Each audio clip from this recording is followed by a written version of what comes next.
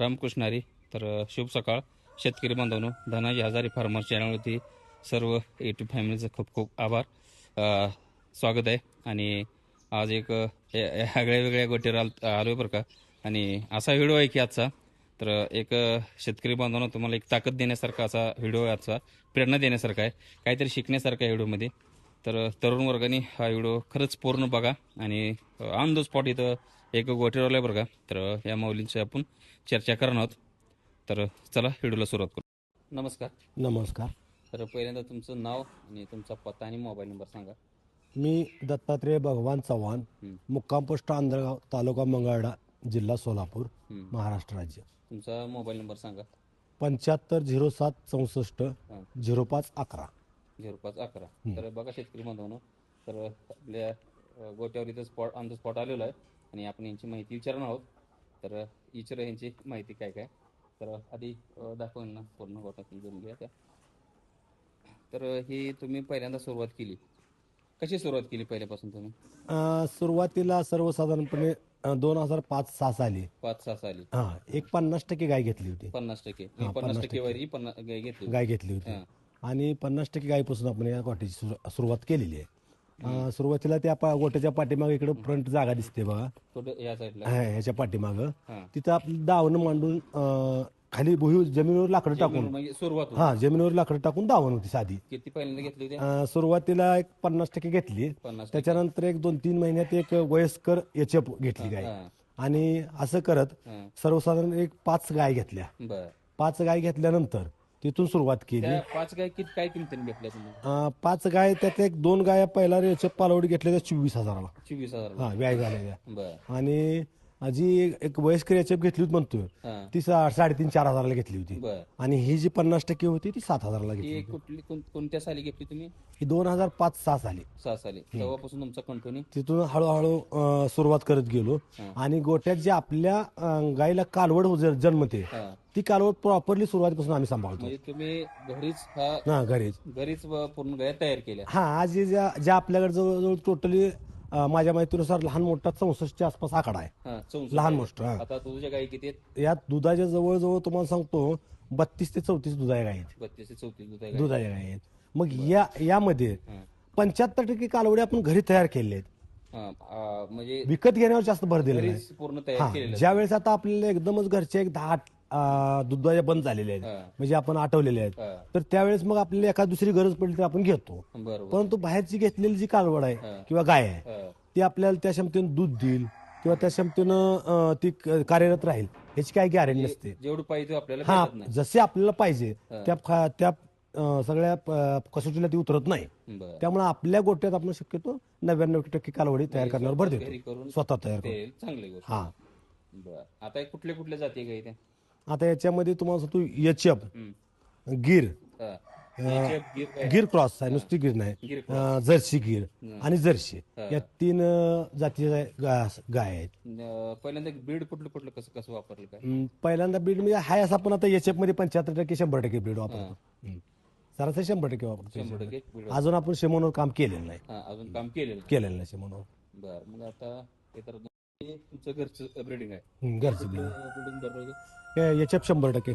याच्यात 100% भरलं होतं. आता हे किती महिन्याचं आहे? आता ही कालवड सर्वसाधारण सांगतो गाब जाऊन 3 महिने झाले आहे. हां. 4-4.5 महिन्यात आहे. हां. ही 5व्या महिन्यात आहे. ते 5व्या महिन्यात. हा, अशा म्हणजे जन्म किती दिवसाचं? आता तिचा जन्म आपल्याला म्हणजे ऍक्च्युअली जर तारीख पाहिजे तरी रेकॉर्ड बघावं लागेल. हां. पण माझ्या माहितीनुसार ह्या कालवडीला हां. बघा 14 ते 15 महिने झाले. 14 ते 15 महिने. जर्मनी ह्या आपण दाखवतो. गाब जाऊन 3 महिने झाले. गाब जाऊन 3 महिने झाले.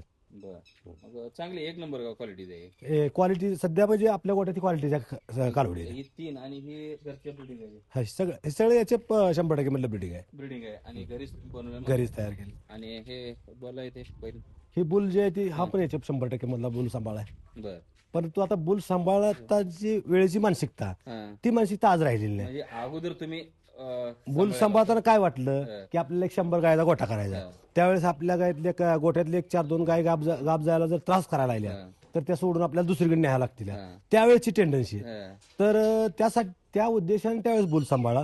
पण आज आम्ही हा बुल गायवर सोडतच नाही. नाही, कारण का आता एक दुसरं हा बनवलं. त्याच्या बेळवर ब्रिडिंग ह्या कालवडीत झालं. मग ह्याला आता ब्रिडिंग पुढे जावं लागतंय. हा, त्यामुळे मग ही जर ही बुल आता लावला तर रिवर्स येतंय. बरोबर त्यामुळे त्या आहे. बुलचं ब्रीडिंग पुढचं हा बनवावं ब्रिडिंग लागतं पुढचं तुम्हाला. भरावं लागतंय. तर इथून वरतं काय हे सगळे गाब गाय ते का जनावर ह्या गाब गाय आहे त्या. हा. हम्म. हा गा ही म्हणजे गाब गाय आहे. हा ह्या ही बाजू गाब, हा. पलीकडची बाजू आपण मगाशी पाहिली होती दुधाची आहे. हा. हा आता हे गाब जनावर आहे, ह्यांना काय खाद्य काय असतं? आणि ह्यांना गाब जो दे आता सध्या कसं आहे आपण सोनाईकडे आहे. हा, सोनाईची गाबांचं एक काळातलं पशुखाद्य आहे हा. ती चारतो सोनायचं सोनाईचं. गाभण काळात हम्म. किती असतं तरी सकाळ? ह्यांना सर्वसाधारणपणे सकाळी एक 2-2.5 किलो हा. आणि संध्याकाळी एक 2-2.5 किलो हा, एवढं म्हणजे तरी- दिवसाकाठी एक 5 किलो देतो आपण. बर. व्यायच्या पुढे एक महिना हा, आणि त्याच्या अगोदर जे ते 3.5-4 किलो देतो. 3.5-4 किलो देतात. तिथनं पुढे गाब गाय येते गाब आहे ते आणि व्यायचं. एकदम तंदुरुस्त गाय दिसते मला. हम्म. हा? दुसरं काय चालू आहे का मिनरल मिक्सचर ह्यांना काय मिनरल मिक्सचर असतं की काय मिनरल त्यावेळेस आता कसं आहे तुमचं टोटावेट किंवा बेस्टॅमिन गोल्ड देतो आम्ही. 100 ग्रॅम देता किती 100 ग्रॅम सकाळी एका वेळेस देतो. एका वेळेस देत आहे? बर. आता ह्या गाय आहेत, किती प्लस आहे तरी एक गाब गाय ते? आता प्रत्येकाची काय सेपरेट तुम्हाला मी सांगत नाही, हा, परंतु आपल्या गोट्यात हा. सरासरी हम्म. 25 प्लस गाय आहेत. पूर्ण 25 प्लस पासून पुढं 25. मग काय 30 प्लस पण आहेत.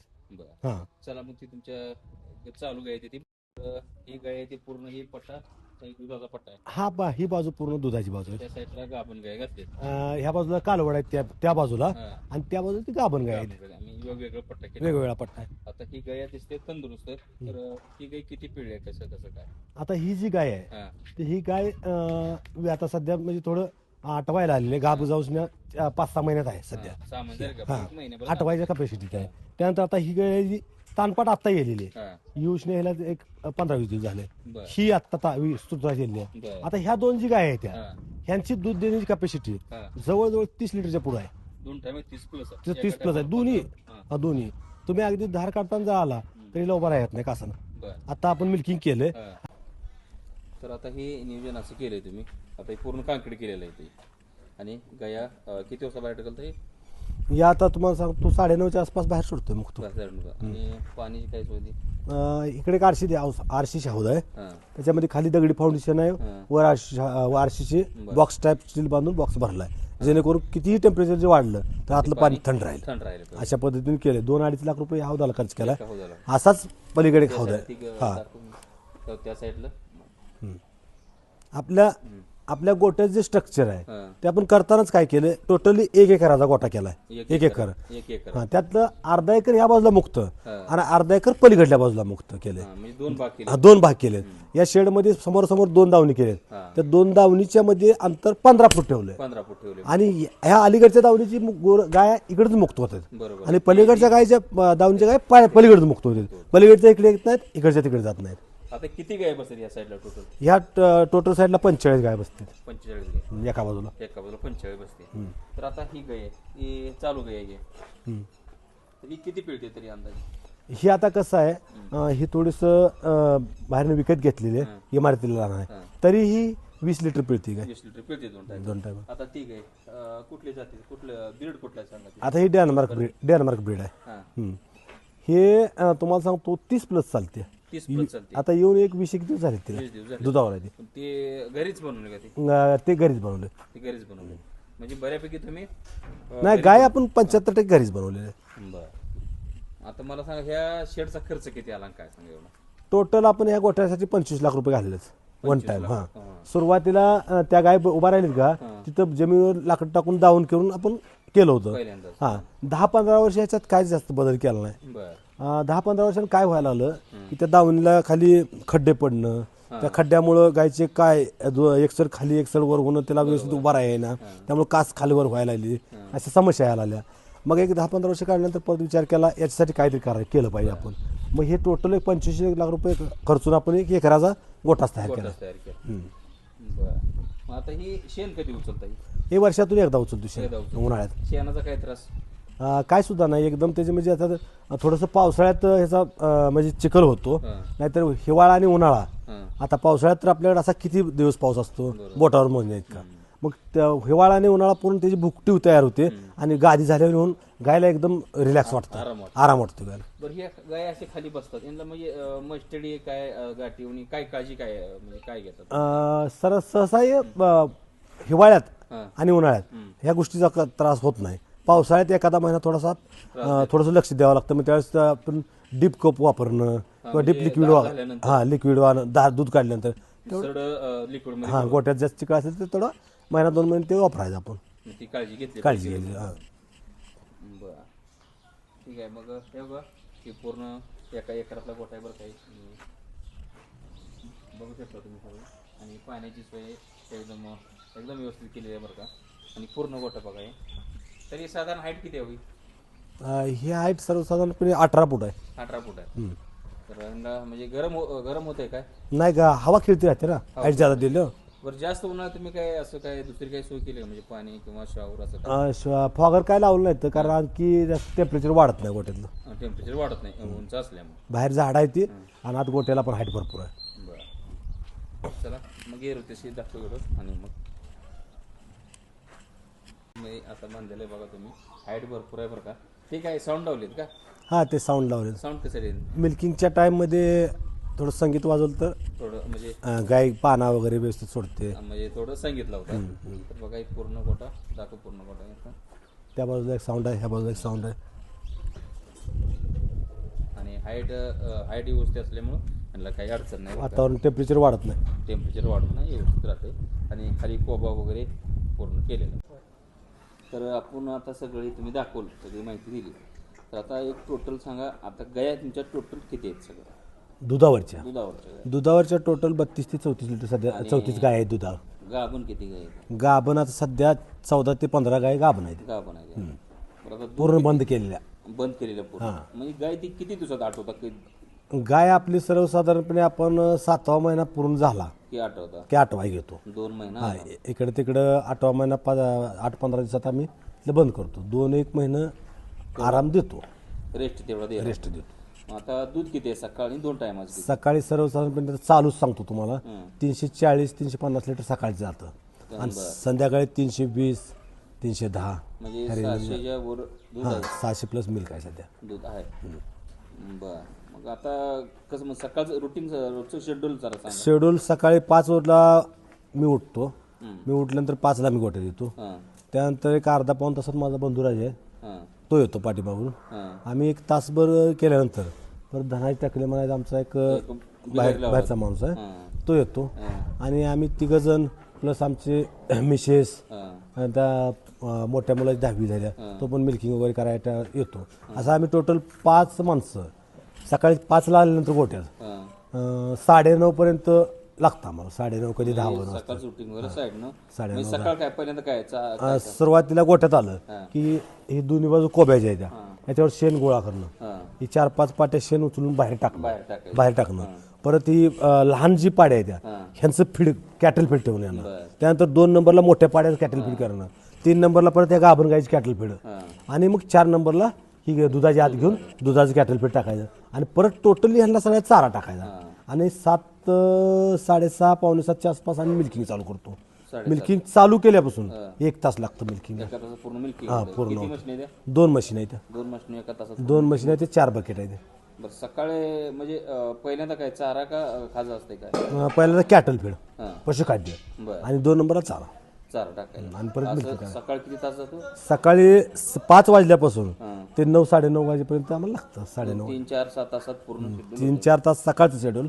सेम शेड्यूल संध्याकाळी 4 पासून चालू होतं. 4 पासून चालू होतं. 4-4:30 पासून ते 8:30 पर्यंत ते सेम चालतं शेड्यूल. बरं आता अजून काय सल्ला द्यायचा आता नवीन शेतकरी आता बांधू चालू करणार आहेत? नवीन ज्यांना धंदा म्हणजे ह्यात उतरायचा आहे किंवा ज्यांना सुरुवात करायची आहे तरी सुरुवात करताना होता होईल तेवढं कमी गायीवर सुरुवात करा. कमी गायीवर करा. कारण आज मी तुम्हाला सांगितलंय हे सांगितलेलं फक्त तुम्ही ऐकलंय.